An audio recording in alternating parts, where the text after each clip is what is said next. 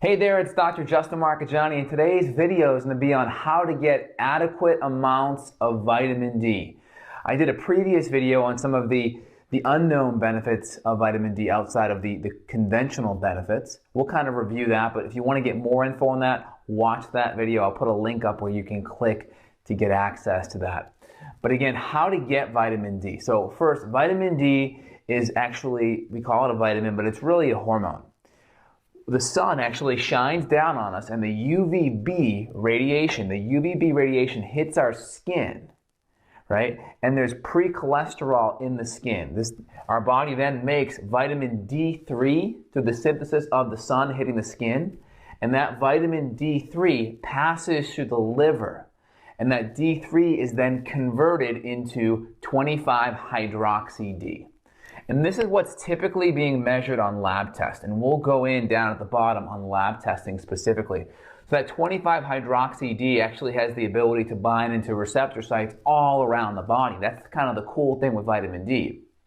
Conventionally, we thought vitamin D was only basically there to help with calcium and phosphorus mineral regulation.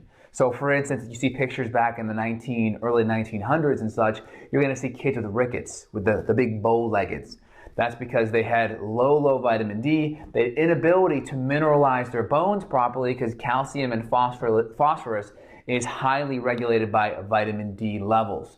And they were actually treating this back then with sunlight and cod liver oil. How about that? But essentially, we've come to realize through the research of the last 10 or 20 years that vitamin D has so many other benefits. It regulates over 800 different genes. It has benefits with immune function, weight loss, sex hormones, and with autoimmune conditions on the rise. There's a lot of information, a lot of research. The Journal of Immunology cites that autoimmune conditions or death by autoimmune disease are the number 3 cause of death. And it's not that you're dying from an autoimmune condition like lupus or Hashimoto's, but it's the inflammation from those conditions predispose and push cancer and heart disease and diabetes. And essentially, chronic inflammation really is the underlying kind of mechanism for all disease. So whatever we can do to reduce inflammation is going to help with just overall feeling good and living longer and adding more quality to our years. So again, how does your body make it? We kind of talked about that, and our body is primarily converting 25-hydroxy-D, and this is what we're lab testing. Now that 25-hydroxy-D then gets converted by the kidneys into 1,25-hydroxy-D. So some people will actually measure both. There's part of this protocol called the Marshall protocol, where they'll look at both 25 and 1,25-hydroxy-D. This is calcidiol, this is calcitriol, and this supposedly is the active vitamin D. But the research shows that this is really the better way to test because this is the storage. This is looking at storage of vitamin D. So it's kind of, if anyone's familiar with lab testing, we have serum iron. We look at serum iron for an iron deficiency, but a better marker is actually ferritin. Ferritin is like the storage of iron. So ferritin is the better marker for looking at iron deficiency, even though it's not the active serum. Same thing with vitamin D.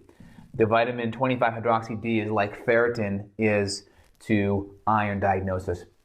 So again, what does it do? We already talked about that. Vitamin D3, there are receptors all around the body, especially in the sex organs, and it's shown that vitamin D can actually stimulate biosynthesis of sex hormones.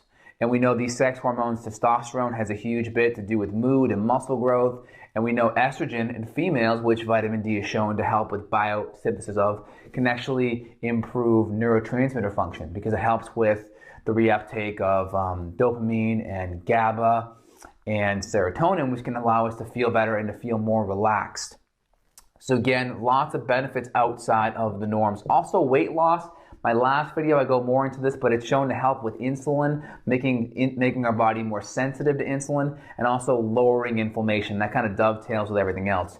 And it really helps with autoimmune conditions. I see so many people with leaky gut.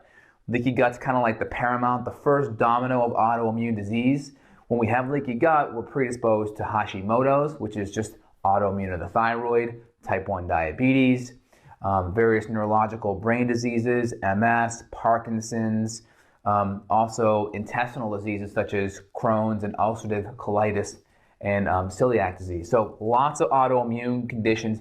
Vitamin D needs to be the first thing you look at right next to diet to really help balance the immune system. Now let's talk about lab testing a bit here. We mentioned 25-hydroxy D is the test to run if you're going to really look at your vitamin D levels. Again, we have kind of the old lab ranges, which are more the lab ranges to starve off rickets. So they found that if you were kind of above 20 or right around that 20 range, that you were okay, that you were safe to be to avoid rickets, which is that bone disease that causes the bowing of the legs. Now the problem is with the new benefits of vitamin D that we're seeing in the scientific literature, and to get more info on that, go check out the Vitamin D Consul's, the Vitamin D Council's website. A couple physicians have put that together and really done a lot of research looking at the outside benefits of vitamin D. You can also Google Dr. John Hollick. He's over at Harvard and BU. He's done lots of research on the immune benefits of vitamin D. But the newer lab ranges are saying above 30 is a minimum. Above 30, so about 30 to 100.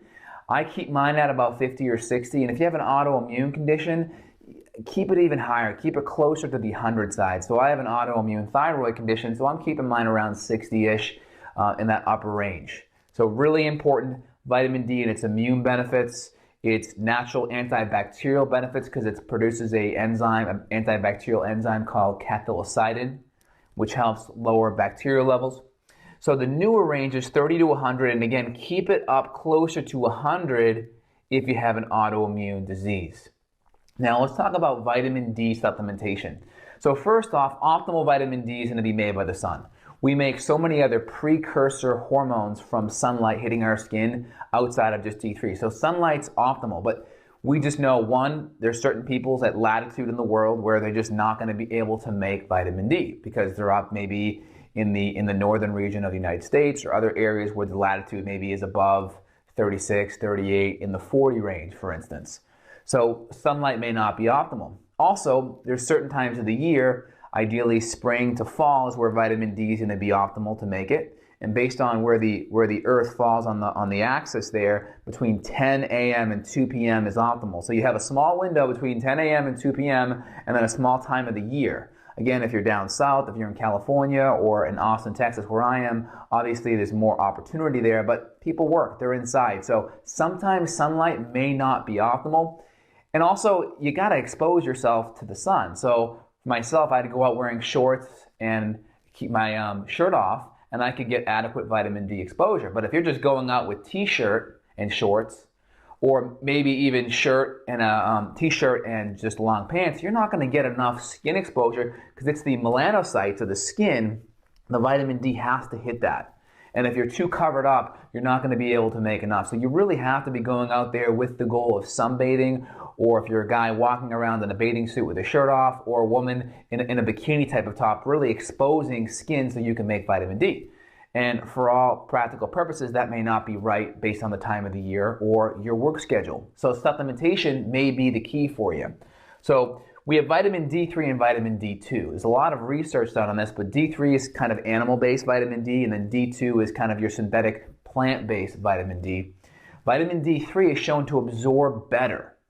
So I tend to go based on the research showing vitamin D3 is better absorbed. So that's the vitamin D that I recommend. Now, if you look at the work of Christopher Marchegiani, he finds that vitamin D taken on a daily basis does better with vitamin K. So if you're taking vitamin D, take it in with vitamin K and even vitamin A as well. So if you're eating grass-fed meat or grass-fed butter, you're going to get adequate amounts of vitamin K for the grass-fed butter. And then other fat-soluble nutrients will come in grass-fed meat and such with a vitamin A. So you want to make sure vitamin D is kind of paired with other fat-soluble vitamins. Now, supplementation-wise, we may want to have our vitamin D higher. So if you're consuming vitamin D by itself, you may just want to make sure you're getting grass-fed butter in your diet and other fat-soluble nutrients in your diet as well, so you're not just getting super high levels of vitamin D without vitamin A and K. So if we have vitamin D super high and then vitamin A and K are low, that's not good. We at least want to make sure our diet has vitamin A in it and vitamin K. With my patients long-term on vitamin D, we have vitamin K2 with it. So then you're getting a decent parity of the amount of both. So vitamin D3 is going to be the supplement you want to use. Now you have pills or you have liquid. So some patients do really good with a 5,000 unit per day with the K2 in it. Or if they're deficient, we'll even go higher. We'll go up to 20,000 units a day.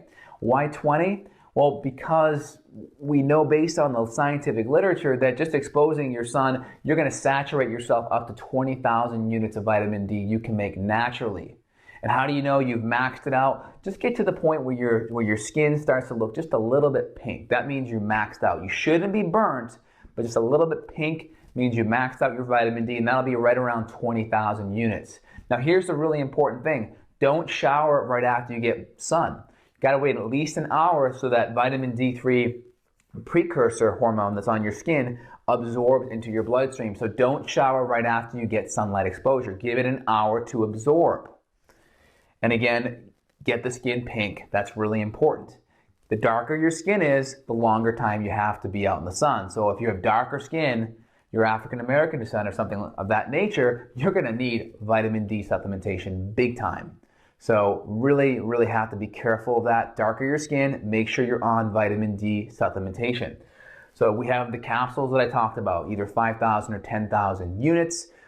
I typically use the liquid myself. So in the winter, for instance, I'll use a liquid version here. I'll put how to get this in the information below the video. I use two. I have a liquid with vitamin K in it, and I have a liquid with just vitamin D in it by itself.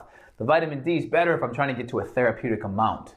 So 20,000 drops, which I'm going to do right now, which is just 10 drops. Just like that, pretty easy, pretty painless. The nice thing is the vitamin D is in a bed of MCT oil or medium chain triglycerides. The nice thing about that is our lymphatic system can take that in without having to produce a whole bunch of bile. So if you have bad absorption or bad gut health, you can absorb a lot of it very easily because it's connected with the MCT. So that's very helpful there. So again, 20,000 units of vitamin D if you're low can be a great starting place. If you're low on the vitamin D scale, do 20,000 for a month, cut it in half the second month, cut it in half the third month. That's a good general recommendation. It really depends how low you are in the lab range, right? If you're around 20, I would do 20,000 units for a month, cut it in half, and then cut it in half again. That's a good general recommendation. Again, depending on where you're at, if you have an autoimmune condition, autoimmune disease, you want to get yourself to a higher level, but definitely get tested. And also in the winter, you want to make sure you're using it. Get a test as well. If you're having a hard time getting a test, you can reach out below and I can get a test ordered for you specifically. But this is one supplement you want and you need to have in your supplement regimen, especially if you're in an area of the world where there's winter, because you're just not going to be able to make that nutrient or hormone if you're from that school of thought too. So again, lots of good info on vitamin D. Check out my previous video on vitamin D. And if you have an autoimmune condition and you haven't addressed the vitamin D component, feel free and reach out below to get more information from me. Well, this is Dr. Justin here signing off. Have a great day.